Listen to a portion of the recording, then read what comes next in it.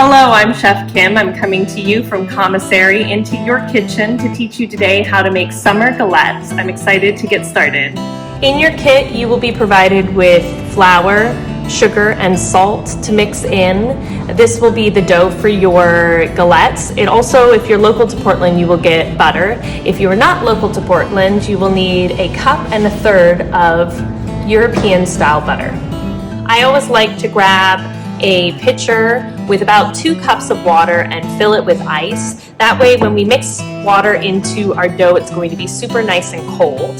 Today we're going to be making strawberry galettes. I like to just grab whatever is seasonal in the moment, so strawberries are really great in Oregon right now. We will be mixing in a half a cup of sugar, and then we're going to be using peppercorn and a little bit of lemon zest. All right, so we're going to show you your tools.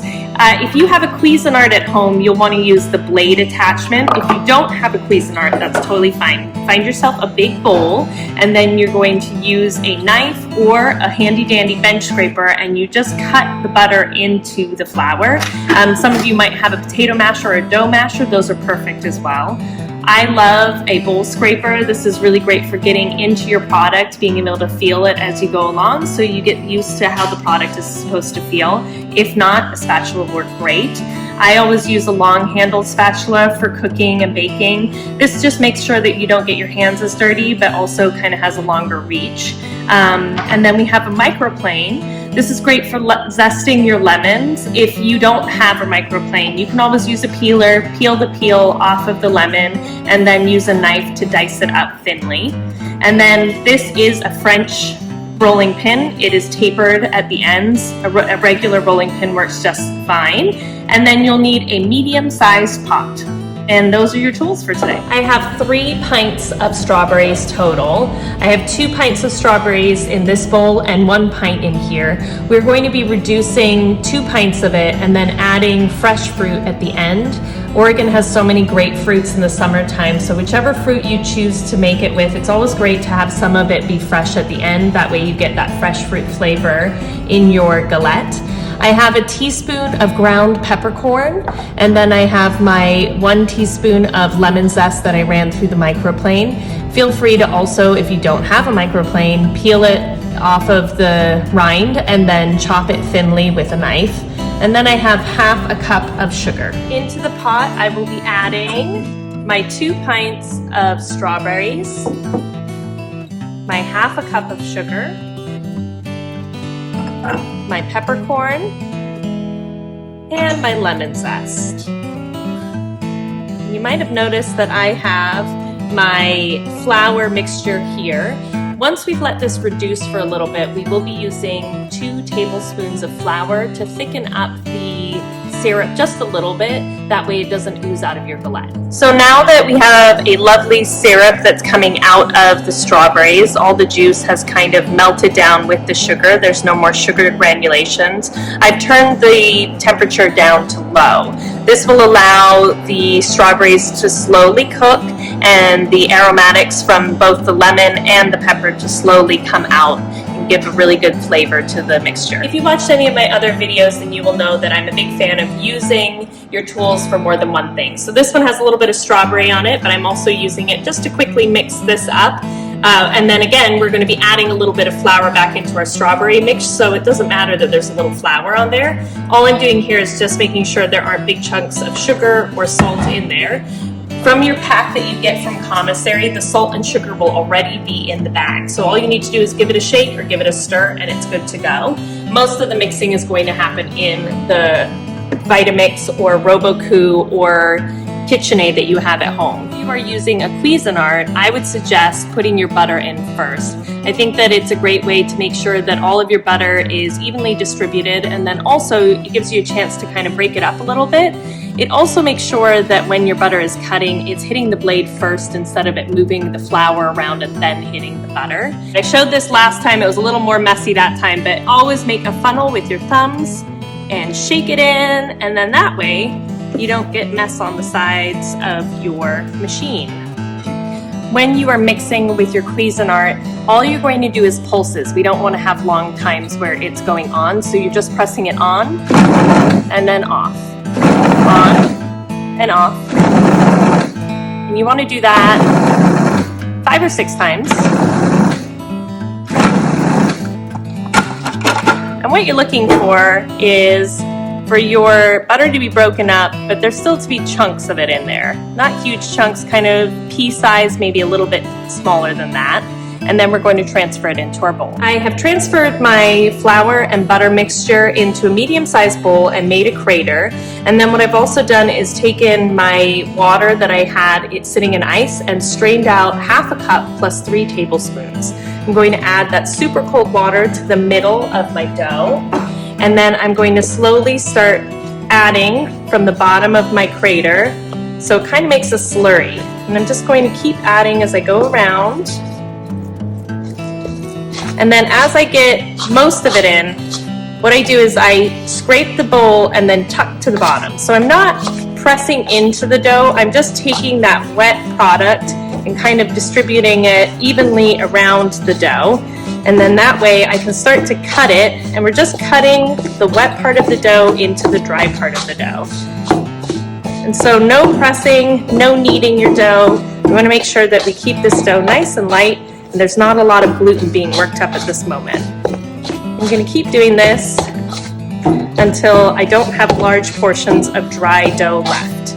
I like to have a nice dry dough that I press together and then I roll layers into it. If you don't want to spend the time to do that, it is totally fine. You're going to have a great dough if you just add another 2 tablespoons of water and then make this a little wetter dough so that you can use it faster. And again, all I'm going to do is take this and move that wet into the dry so it's evenly distributed without working up that gluten a ton. I have my plastic wrap laid out on the table flat, and then I'm going to transfer half of my dough into this plastic wrap line that I have here. I'm splitting my dough up because when it's hot out, it's hard to get your dough rolled out quickly. So I like to give myself a little bit more leeway and time by splitting up my dough. That way I'm rolling out half of it at a time and not trying to work with a lot of dough when it's warm out. Okay, so when I have it in my plastic wrap, it's all nicely sealed, and you can see there's still some crumbles in it. And this is when I take my rolling pin and I flatten it out. And that kind of presses that butter into my flour and lets that water do its job.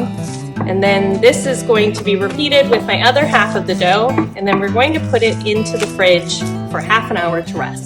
Back to our beautiful strawberry sauce mixture that we're making. Now that it's mostly kind of equal parts strawberry bits and then a syrup, we're going to add those 2 tablespoons of flour left over from the mix. We're going to stir this in, and then as I stir it, I turn it up to medium heat.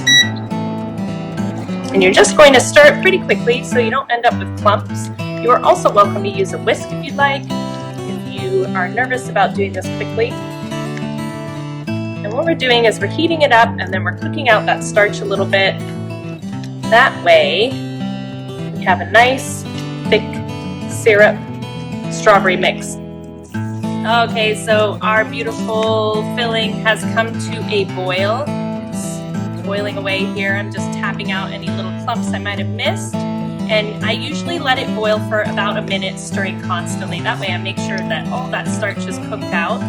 And then once I have had it at a boil for about a minute and it's a nice thick syrup, I turn off my stove and then I add that extra pint of strawberries that I had waiting to go in. So now we have a mix of cooked down strawberries and then our lovely fresh strawberries. Now, once this is done cooking, I like to put it in a larger pan, about double the amount of or size of this pot, and then I'm going to let that sit in the fridge until it's at least room temperature or a little bit of a chill. Your dough has rested for about half an hour. You're going to lightly dust your station, place your dough on there, lightly dust the top of it, and then we're just going to lightly roll it out. I like to just kind of get it ready. If you let it sit for a little bit longer than half an hour, that's great. Just go slowly with your rolling it out. It's better for the dough to be really nice and cold, but you don't want to really press into it hard, which will make the dough get stiff on you. And as you can see, I'm not getting it much wider than this. And then that way, when I cut it out, it's about the length, and then I'm not reusing a lot of dough over and over again. Now, like I said before, you can just roll this out once, or if you want to have a couple more layers in there, giving it an extra flaky dough bit, you can fold it in and on itself. And I do it a third of a cut and a third, and then I half it. And I apologize for my inability to speak. Sometimes you're gonna have to roll with that. Nature of the beast, trying to do a couple things at the same time. And then once I have it folded, I just roll it out again, just so that it's a little flatter. And then that way, when I put it back in the fridge to rest it, it's going to have a nice shape that makes it faster to roll it out next time around. Once I get that, I'm going to plastic wrap this again and put it in for another 20 minutes. So the great thing about galettes is you can pretty much go any size you want. I'm just using a plastic container. If you have maybe like a Pyrex round dish, those are really great because they're a little heavier and you can press down. If not, you can just use a paring knife to cut out, and then you're using this as your stencil. I'm gonna cut out a couple of them. And with this dough, I usually say you can roll it out 2 or 3 times. Again, every time you roll it, you want to let it rest for a little bit. That way it doesn't work up the gluten, and then you don't have tough galettes. You want them nice and light and fluffy. So I dip my fingers in some water and just go around the perimeter of each one of my galette doughs. That's just because we're going to be pressing the sides. We want something for it to kind of stick onto. And then with the galette dough, I've got my beautiful strawberry syrup. And you're just going to put about 1.5 tablespoons in the middle of each one. Now I've purposefully made this batch a little bigger. You could take your dough if you're not wanting to make a small version of this, and you could make a pie with it, or you can use the dough for other things. Or if you are in a rush, you could also just break up chunks of this and kind of make a cobbler with it. I think galettes are really great for this time where we're not supposed to really be touching the same food as other people. It's kind of a perfect COVID treat. And what I do is I take each side and I pinch them together. And if your hands are a little sticky, you can dip them in a little flour, and then I go just a little bit opposite side of each, and I pinch again, and then I go one more time. So I've got 6 pinches all together, and then you just lightly fold them in on themselves. And then you have a perfect little galette. And once we've done all of these, we're going to put them into the fridge and let them rest again for 20 minutes to half an hour before we bake them. And that way they aren't tough. They've had some time to take a break before we move on to the next part. All right. Well, friends, my hairstyle has changed, which means that we are on to the final step because it's the next day, clearly. I just wanted to show you a couple ways that you can do your galettes. You can use an egg wash, which will give it a nice glossy glaze. You can do an egg wash with some fancy disco sugar. Maybe you have sprinkles at home. Maybe you have fun little decorations that you want to use. We're in the middle of COVID and a lot of craziness in the world. Make fun where it can be. Or maybe you're just wanting to just have a rustic look and then you don't want to do egg wash. So we're going to do each one a different way so you can see the difference of how it bakes. Like I said earlier, I have my oven preheated to 400, and I like to do this with anything that kind of has a pie dough. That way it gives it about 5 minutes to really give it a good crunchy crust, and then I turn it down to 350. So again, we're going to put it in a preheated oven at 400 for 5 minutes, and then after that we will turn our oven down to 350 for about 15 to 20 minutes. If you've watched my other videos, I'm not a fan of giving exact time frames for your cookies or for your cinnamon rolls or for your galettes or anything that goes in the oven, because everyone's oven bakes a little bit differently. When you do egg wash, if you don't have a brush, just use your finger. Make sure that it's nice and clean, that you've washed it for you know me and talking, at least 20 seconds. And then we're gonna do these fun ones with a little crunch from the disco sugar. And then we have our rustic ones over here. Okay, I'm gonna put those in the oven and I will show you what they look like when they're done baking. So here are our beautiful galettes. These were baking for 5 minutes at 400 degrees and then turned down to 350 for 20 minutes. Here we have our beautiful disco sugar, and then this one is glazed with a little bit of egg wash, and then these ones are a little more rustic. If you make the dough a little bit thicker, you'll have more uniform, tight galettes. If you want it a little bit more thin, then they'll spread out just a little bit more. These are really great served with a little bit of whipped cream or delicious with ice cream as well. Thank you so much. If you don't want to bake off all of your galettes, you can freeze half of them and then follow the same instructions, just baking them from frozen. I hope you enjoyed these wonderful summer treats, and I will see you next time.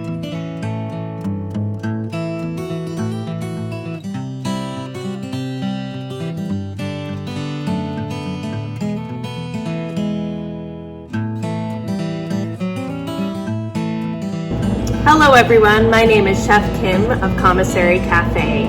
I'm excited today to come to you from my kitchen into your kitchen. Hello and welcome to the third how-to at Commissary Cafe with me, Kim. Recording? Hello, welcome to the third series of how-to at Commissary Cafe with me, Chef Kim. I'm excited today to make fruit